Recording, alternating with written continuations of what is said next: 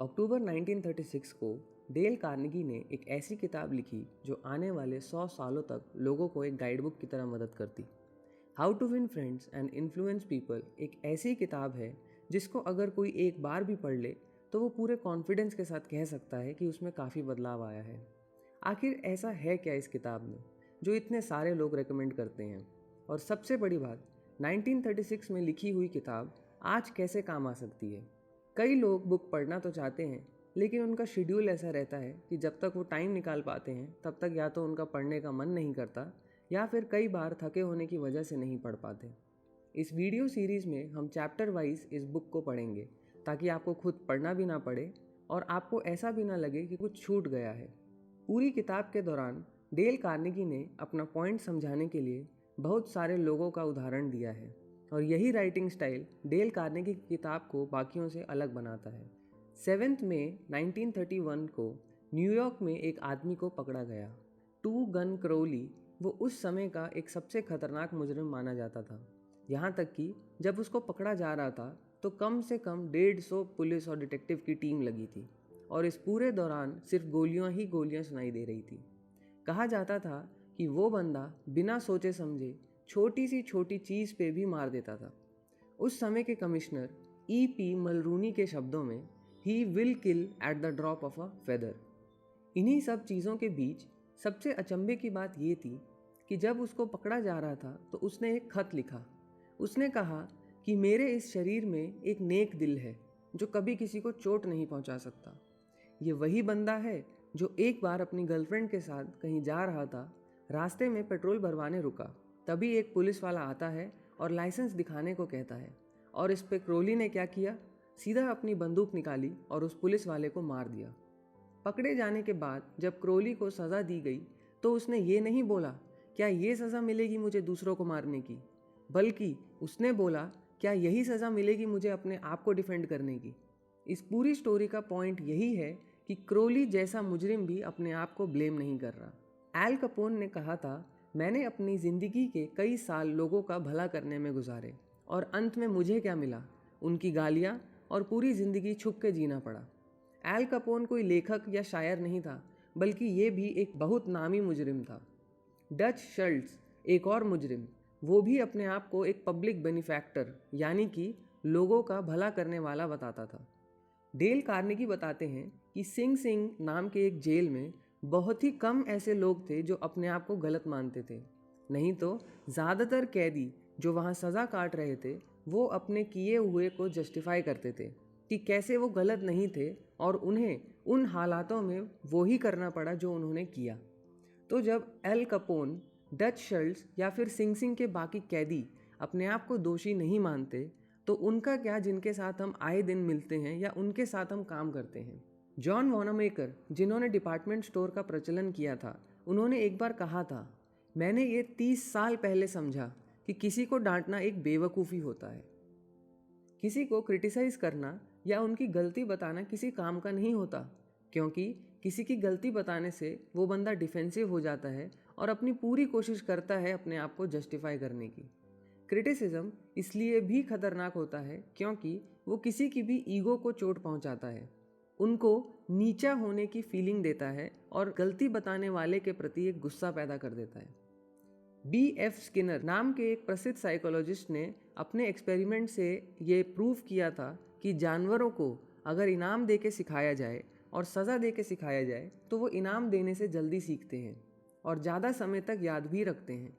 और यही चीज़ इंसानों पे भी लागू होती है। किसी को डांट के या गलती बताने से वो ज़्यादा समय तक नहीं टिकता। हैंस सेली ने कहा, जितना ही हम तारीफ़ के भूखे होते हैं उतना ही हम गलती बताए जाने से डरते भी हैं। हम हिस्ट्री में ऐसे कई एग्जाम्पल्स देखते हैं जहाँ ये मालूम पड़ता है कि क्रिटिसिज्म या गलती बताने से कभी भी किसी का भला नहीं हुआ। जॉर्ज बी जॉनसन जो ओक्लाहोमा की एक इंजीनियरिंग कंपनी के सेफ्टी ऑफिसर थे, वो हर बार इंजीनियर्स को आके डांटते थे कि अपनी टोपी पहनो, लेकिन लोग सिर्फ उनके सामने पहनते थे और फिर उनके जाने के बाद उतार देते थे। फिर उन्होंने अपना तरीका बदला। अगली बार जब वो किसी को बिना टोपी के देखते थे तो बड़े ही प्यार से उन्हें याद दिलाते थे कि साइट पे काम करते समय कुछ भी उनके सर पे गिर सकता है और कैसे टोपी ही उन्हें बचाएगी। इस छोटे से बदलाव से उन्होंने देखा कि लोगों ने उनकी बात मानना शुरू कर दिया। अब्राहम लिंकन को the most perfect ruler of man कहा जाता था। तो ऐसा क्या सीक्रेट था उनका? लिंकन अपनी जवानी के दिनों में लोगों को क्रिटिसाइज करने में अलग ही मज़ा ढूंढते थे। यहाँ तक कि वो लोगों की बेइज्जती करने के लिए खत और कविताएं लिखते थे और उन्हें सड़क पे ऐसी जगह छोड़ देते थे जहाँ कोई ना कोई तो ढूंढ ही लेता था। एक बार की बात है, 1842 में उन्होंने जेम्स शील्ड नाम के एक पॉलिटिशियन की खत लिख के काफ़ी बेइज्जती करी। किसी तरह शील्ड को मालूम पड़ गया कि वो लिंकन का किया धरा है और इससे शील्ड काफ़ी आग बबूला हो गया। लिंकन को एक लड़ाई के लिए खुला चैलेंज कर दिया और कहा, जौन सा हथियार चुनना है चुन लो। अब लिंकन उससे भाग नहीं सकते थे, तो उन्होंने तलवारबाजी चुनी। किसी तरह वो लड़ाई एकदम अंत मौके पर रुक गई और ये लिंकन के लिए एक बहुत बड़ा अनुभव था। उस दिन के बाद से लिंकन ने कभी भी ऐसा क्रिटिसाइजिंग लेटर नहीं लिखा। लेकिन एक बार की बात है, सिविल वॉर के टाइम पे जब गेटिसबर्ग की लड़ाई चल रही थी, तो 4 जुलाई 1863 को तूफान आने की वजह से दुश्मन अपनी सेना को लेके वापस जाने लगे। लेकिन वो बारिश की वजह से एक नदी को पार नहीं कर पा रहे थे, तो उन्हें वहाँ रुकना पड़ा। ये बात जब लिंकन को पता चली तो उन्होंने तुरंत अपने जनरल को खत लिखा कि वो इस मौके का पूरा फ़ायदा उठाएं और दुश्मन को पकड़ के जंग ख़त्म करें। लेकिन जनरल ने एकदम उसका उल्टा किया। उसने काउंसिल को कांटेक्ट किया, काफ़ी देरी की और दुश्मन बच के निकल गया।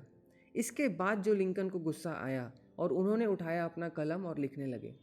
लिंकन ने लिखा कि मुझे नहीं लगता आप इस परिस्थिति की अहमियत समझते हो। दुश्मन एकदम हमारे हाथ में था, हम चाहते तो ये लड़ाई ख़त्म कर सकते थे। अगर आप इतनी आसान परिस्थिति में कुछ नहीं कर पाए तो मुझे नहीं लगता आप आने वाले दिनों में कुछ कर पाएंगे।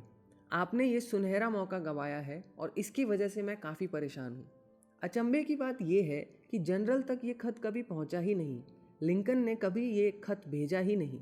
इसकी वजह तो किसी को नहीं पता, लेकिन डेल कार्नेगी कहते हैं कि हो सकता है लिंकन ने सोचा हो कि मेरे लिए यहाँ व्हाइट हाउस में बैठ के ऑर्डर देना आसान है, लेकिन मैदान में जनरल अपने आसपास के लोगों को मरता देख रहा है, खून खराबा देख रहा है, तो हो सकता है कि उसका दुश्मन पे आक्रमण ना करने के पीछे एक सही वजह हो। ऐसा ही एक और उदाहरण मार्क ट्वेन के जीवन में भी देखते हैं।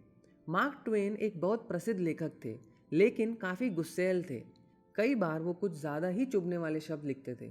एक बार एक आदमी ने उन्हें गुस्सा दिलाया, जिस पे उन्होंने लिखा, तुम्हें सिर्फ अब कब्र में जाने की ज़रूरत है, तुम बस एक बार बोलो और मैं सारा बंदोबस्त करवाता हूँ। एक बार उन्होंने अपने एडिटर पे गुस्सा होकर लिखा, इस बात का ध्यान रखना कि यहाँ जैसा लिखा है वैसा ही छपे। एडिटर को बोलना वो अपना सुझाव अपने ही सड़े दिमाग में रखे।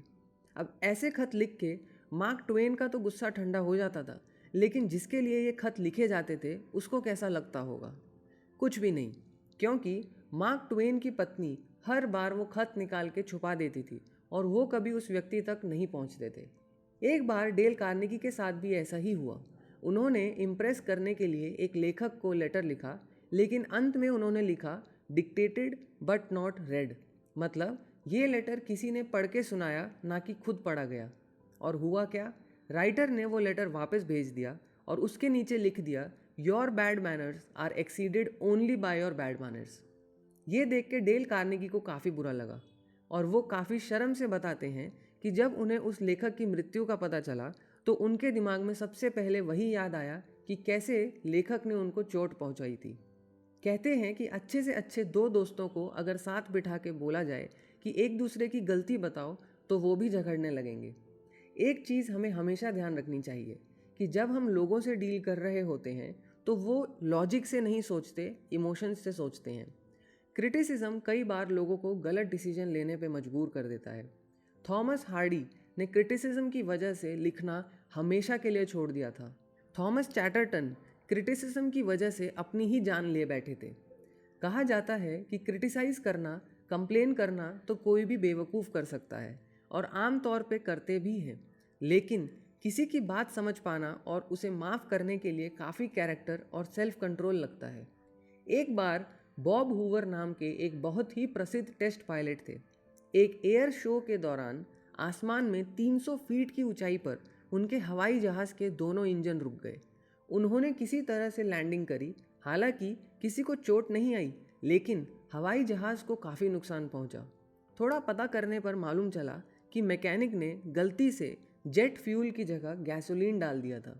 अब ये जानने के बाद हूवर को कितना गुस्सा आया होगा। इस गलती की वजह से 3 जानें जा सकती थी, लेकिन हूवर ने मैकेनिक को बिल्कुल नहीं डांटा। यहाँ तक कि उन्होंने मैकेनिक के कंधे पे हाथ रखा और कहा, मैं जानता हूँ कि तुम ये गलती दोबारा नहीं करोगे, और यही साबित करने के लिए मेरे कल की उड़ान के लिए हवाई जहाज़ की सर्विस तुम ही करना। इतने सारे लोगों के बारे में जानने के बाद हम यही समझते हैं कि अगली बार किसी की गलती बताने से पहले हमें उन लोगों को समझने की कोशिश करनी चाहिए। हमें कोशिश करनी चाहिए कि हम ये जानें कि आगे वाला जो कर रहा है वो आखिर कर क्यों रहा है। अगर आपको ये वीडियो पसंद आया और आप इससे कुछ इंपॉर्टेंट सीख पाए तो इस वीडियो को लाइक ज़रूर करें। इस वीडियो पे कमेंट करके बताएं कि आप ऐसे कौन सी बुक्स पढ़ना चाहते हैं।